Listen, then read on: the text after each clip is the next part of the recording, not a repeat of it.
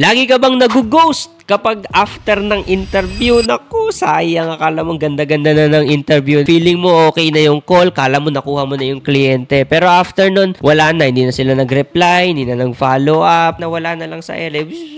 Wala na. And most of the time, ang reason kung ba't di na sila bumabalik is it's not your skill, it's not your grammar, it's how you made your clients feel. Did you actually build a connection with them? Nagustuhan ka ba nila? Or naalala ka man lang ba nila? Are you memorable? Did you sound like someone that they can trust? Now, most of these clients, especially mga foreigners or international clients, they make a decision not just with logic. In reality, with emotion. If you can't connect with them, hindi ka magkaroon ng genuine connection, di ba, with your clients, mas mababa yung chance na bumalik sila sa'yo. Technical skills are not just what you need. You also need communication skills. Good thing is I've made a course on how to improve your communication skills, specifically designed for Filipino freelancers na nahihirapang makipag-communicate. So kung lagi kang bagsak sa interview, make sure that you get it.